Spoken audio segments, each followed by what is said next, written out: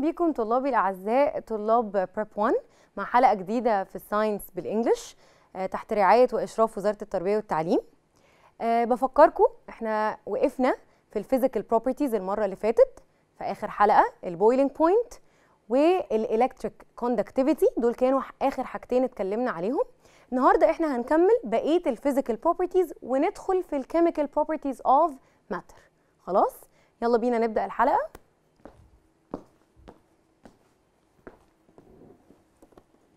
اوكي يلا نبدأ الحلقة بتاعتنا النهارده.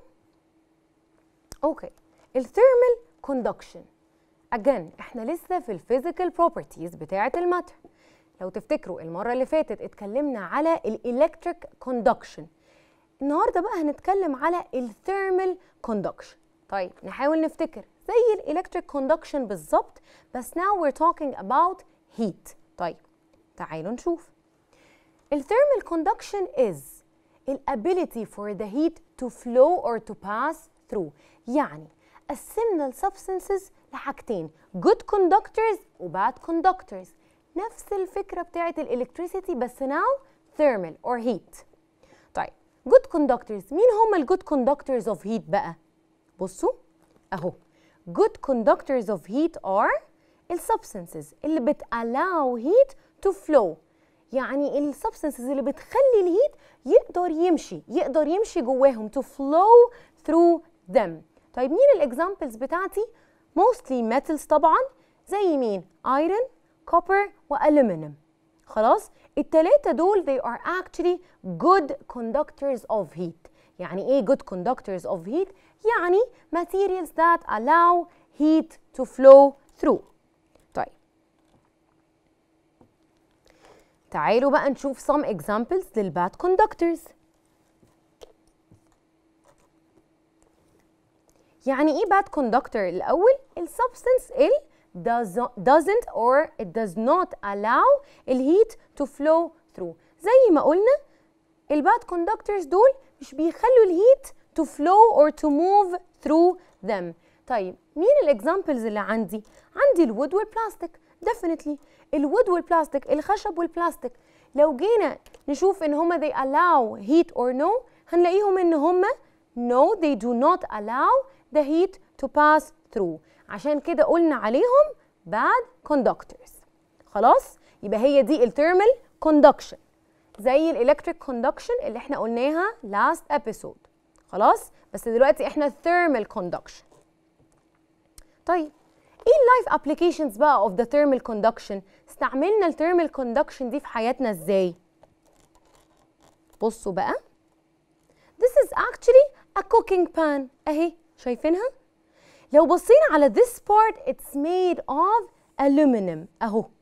طب why this part of the cooking pan is made out of aluminum or aluminium؟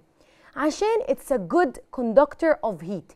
ليه؟ أنا دلوقتي I'm cooking، فأنا I need the heat to pass through أو to flow through، فلازم تكون الماتيريال بتاعتي good conductor of heat. That's why this cooking pan is made out of aluminum. بس بصوا بقى، بس الهاندل بتاعتها، الهاندل of the cooking pan is made from wood. Why؟ ليه الهاندل بتاعتي معمولة من wood؟ Because wood is a bad conductor of heat. يعني ايه؟ يعني تخيل دلوقتي انت لو جيت مسكت الكوكينج بان، if the handle was not made out of wood it was made of something else، هتيجي تمسكها it's gonna burn your fingers. That's why الهاندل دي لازم تبقى معمولة من ماتيريال تبقى bad conductor of heat. خلاص يبقى ادي اللايف ابليكيشن على الثيرمال كوندكشن. ادي البارت اللي هو الكوكينج بان المعمول من الومنيوم. ليه معمول من الومنيوم؟ because aluminum is a good conductor of heat while the handle الايد بتاعه الكوكينج بان هتبقى معموله from wood. Why? Because wood is actually a bad conductor of heat. مش بيallow الهيت to flow through it. طيب يلا نكمل. طيب دلوقتي عندنا فيديو، الفيديو ده من بنك المعرفة الإيجيبشن نوليدج بانك. عايزاكم تتفرجوا عليه. It's really demonstrating وهتوريكوا الكوندكتورز الجود كوندكتورز والباد كوندكتورز. يلا نشوفوا مع بعض. In general, metals like copper, aluminum, and steel are all good conductors. Here, heat from the burner is easily conducted by the metal pot to the sauce. However, some other substances like wood are not good conductors. Many pots have wooden handles because wood does not conduct heat well from the pot to one's hand. Poor conductors like wood are known as insulators. Plastic is also an insulator. This plastic cup helps keep tea warm because the heat from the tea doesn't conduct easily through the plastic to the colder air around the cup. So, زي ما شفنا في الفيديو ورانا ان الكوكينج بان ورانا ان في بارت منها كانت good conductor اللي هي made of aluminum while the handle was made out of wood because wood is a bad conductor. also it showed us a plastic cup وقلنا ان البلاستيك is also a bad conductor. يعني ايه bad conductor of heat؟ يعني مش allow الهيت to pass through it. خلاص؟ اوكي يلا let's move it on. تعالوا بقى give reason questions. بصوا بقى. أول question. Handles of cooking pans are made up of أو made from wood or plastic. نفس الكويستشن. المفروض احنا عرفنا خلاص ليه الهاندل بتاع الكوكينج pans is made out of plastic أو wood. Because wood and plastic are bad conductors of heat. يلا excellent. Next. Question 2. Cooking pans are made up of aluminum or stainless steel which does not rust. البارت بتاع الكوكينج بان اللي بيحصل فيه الكوكينج ليه معمول من aluminum أو stainless steel؟ سهلة عشان they are good conductors of heat. يعني ايه good conductor؟ يعني it allows the heat to pass through. وألسو لو نفتكر من الحلقة بتاعت المرة اللي فاتت they have high melting point يعني they need high temperatures to melt. اوكي next. دلوقتي احنا خلصنا الفيزيكال properties. فاكرين لما قلنا ان الماتر has two properties physical properties and chemical properties؟ احنا خلصنا الفيزيكال properties. Let's now talk about الchemical properties. الchemical properties دي مش زي الفيزيكال properties. They are not the things that you can see. فاكرين الفيزيكال properties كانت the properties that you can observe, you can see or measure. الchemical properties no, you cannot see. طيب ايه الchemical properties دي؟ بنبدأ نشوف في substances how do they react. طيب تعالوا نعرف أكتر. احنا جينا قسمنا الميتالز ل 3 groups. أول جروب اسمه very active metals. من اسمه active metal. بصوا مين هم ال very active metals دول؟ They are the metals that react with oxygen. يعني بيعملوا reaction مع الأكسجين in the air very easily. بصوا so they lose their metallic luster. الميتاليك شاين بتاعتهم. طيب زي مين؟ زي البوتاسيوم وزي الصوديوم. بصوا في الصورة دي ده صوديوم. لو تاخدوا بالكم في ميتاليك لاستر شايني شوية. بس هو لو تعرض للإير once it sees the oxygen in the air it reacts with it right away على طول so easily. That's why we store the sodium under kerosene. بصوا كده على البيكتشر. لو بصينا على البيكتشر ده صوديوم بس بصوا ما ينفعش اسيب الصوديوم كده stored مع الاكسجين اللي في الاير. لازم استورد اندر كيروسين. شايفين ده الكيروسين ليكويد اهو. واحنا عاملين ستورنج للصوديوم اندر ذا كيروسين. ليه؟ عشان احنا خايفين مش عايزين الصوديوم يرياكت مع الاكسجين in the air. خلاص؟ يبقى that's why sodium is kept under kerosene. عشان it's a very active metal. Next. تاني جروب ال less active metals. من اسمه less active يعني active بس حاجة less. بصوا كده. مين دول بقى؟ دول الميتالز that react with oxygen if left in air for some days forming layer of rust. يعني ايه؟ يعني لازم نسيب شوية الميتال ده مع الأكسجين sometime ده ايه مثلا؟ like a couple of days. خلاص يبقى هو مش بيreact right away. It needs some time. Okay? Then it starts reacting to form rust. يصدي. خلاص؟ طيب بصوا كده. ايه الاكزامبلز بتاعتي؟ iron, aluminum and copper. دول الثلاثة دول they are less active metals. يعني ايه less active metals؟ يعني they react مع الأكسجين بس they take some time. They take few days. Then when they react with oxygen they rust. Rust يعني ايه؟ يعني يصدي. So the iron and the aluminum and the copper are less active metals. طيب اوكي بصوا كده دي life applications للchemical activity اللي هم less active metals. بصوا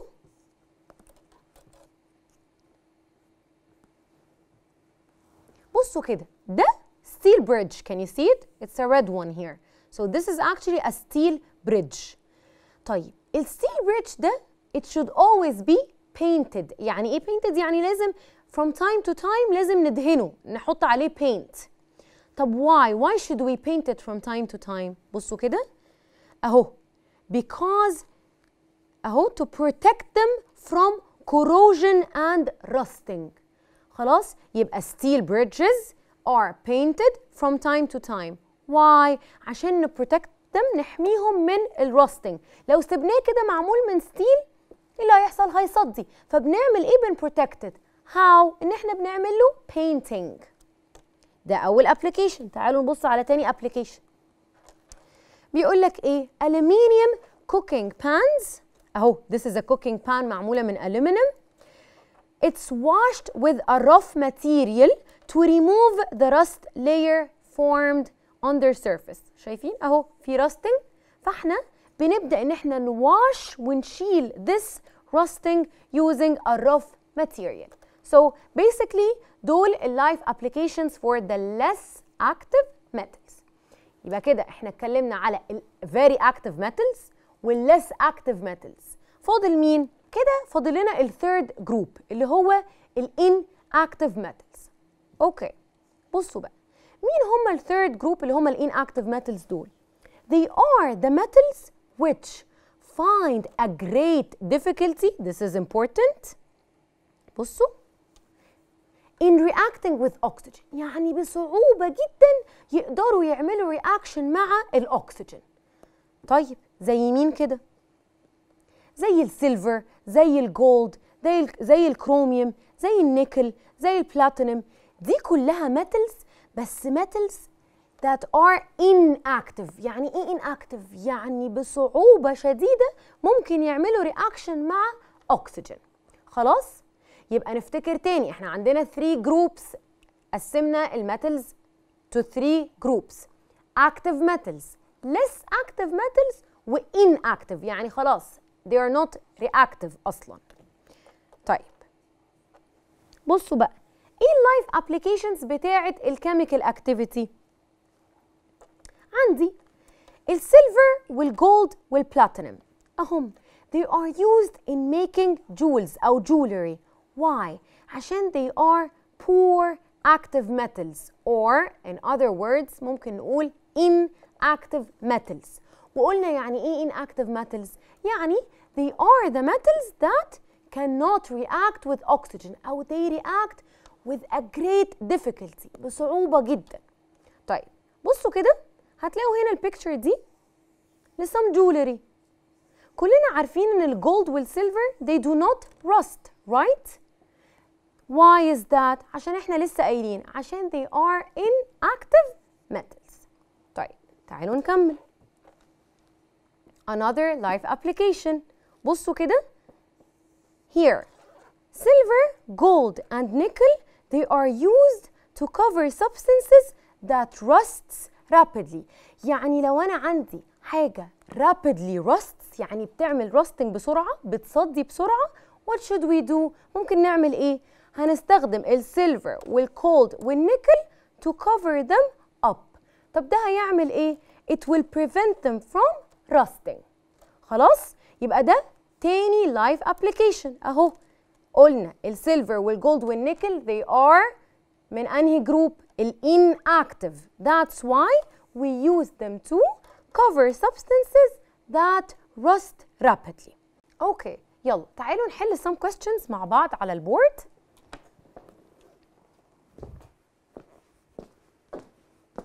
اوكي يلا نبدأ مع بعض نحل questions. عندنا أول type of questions وهو ال give reason. يلا let's see the first question. طيب question 1 give reason for why sodium and potassium are kept under kerosene surface. افتكروا الصورة اللي كان الصوديوم فيها stored under الكيروسين. why؟ عشان احنا قلنا ان الصوديوم والبوتاسيوم they are one of the active metals. تعالوا نقرا بقى السنتنس. to prevent their reaction with atmospheric oxygen. atmospheric oxygen we mean الأكسجين اللي حوالينا في الاتموسفير. why؟ عشان they are active metals. خلاص؟ يبقى this is why الصوديوم والبوتاسيوم should always be stored تحت الكيروسين surface. why؟ to prevent their reaction with the atmospheric oxygen. why؟ because they are active metals. طيب another type of question scientific term. طيب write the scientific term of each of the following. يلا تعالوا نشوف question number 1. metals which find a great difficulty to react with atmospheric oxygen. يعني أنا عايز الترم بتاع الميتالز اللي بترياكت بصعوبة جدا مع الأكسجين. نفتكر كده الثري جروبس اللي عندنا active, less active و inactive. هتبقى الانسر بتاعتي inactive metals, الميتالز that react with very difficulty with oxygen. طيب تعالوا نشوف question تاني. write the scientific term بتاع الميتالز أو of the metals that react with the atmospheric oxygen after a long time. يعني they react with oxygen not right away, after some time. لو افتكرنا ال 3 groups هنفتكر انه this is the one اللي هم ال less active metals. يبقى ما ننساش احنا قسمنا الميتالز في الكيميكال reactivity to how they react. 3 groups: active, less active, inactive metals. اوكي طيب احنا كده خلصنا الكيميكال بروبرتيز. طيب تعالوا نشوف السامري دي كانت على بنك المعرفة و it's very efficient ان هي to summarize all the physical and chemical properties. تعالوا نبص كده اهو. تعالوا نفتكر الماتر. فاكرين لما قلنا ان الماتر has two types of properties: physical properties and chemical properties. اهو دول الفيزيكال بروبرتيز اللي اتكلمنا عليهم من الاول. فاكرين لما قبل كده اتكلمنا على الكولر، تيست، سميل، density، hardness، melting point، boiling point، electric conductivity، thermal conductivity. خلاص دول كل الفيزيكال بروبرتيز اللي احنا اتكلمنا عليهم قبل كده. خلاص ف this is actually a good summary for you to study. ممكن تبصوا كده تلاقوا كل الفيزيكال بروبرتيز متجمعه قدامنا في one slide. خلاص طيب what about الكيميكال بروبرتيز بقى؟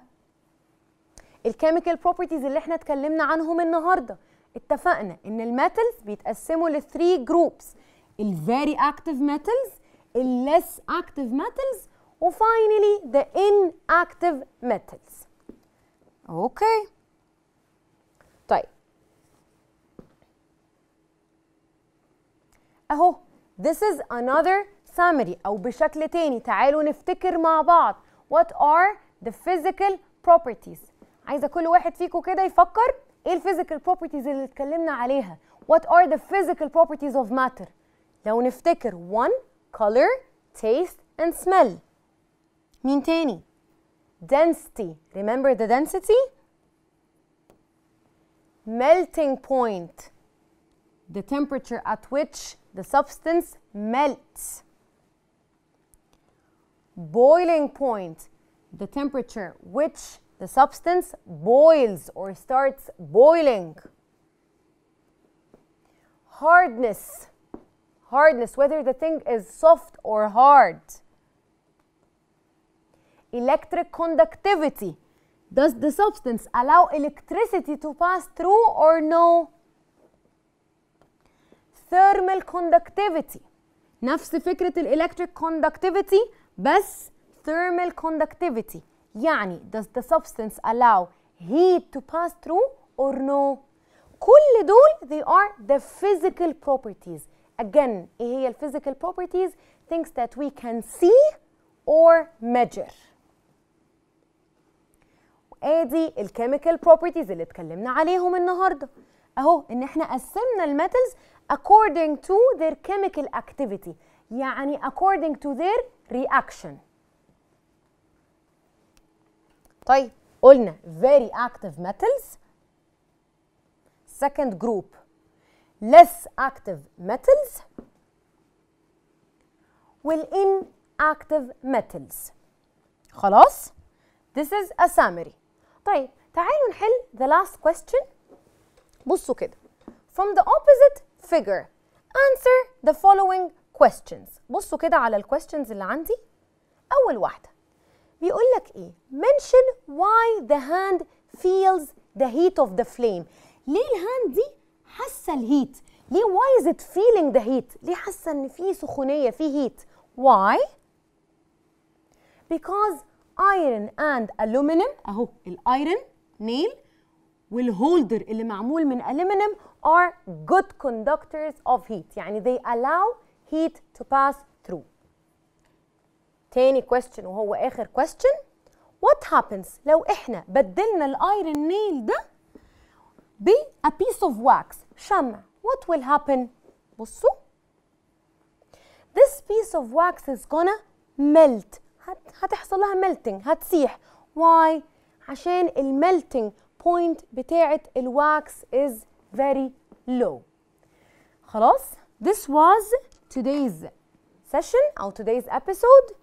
اتكلمنا على إيه؟ اتكلمنا على بقية الphysical properties بتاعتنا which included الهاردنس و it included الconductivity، واتكلمنا على الchemical properties، وقلنا إن metals can be classified ل 3 groups: active metals، inactive metals، أو less active metals. وبكده نكون خلصنا حلقة النهاردة. أشوفكم إن شاء الله الحلقة الجاية في الساينس بالإنجلش. باي.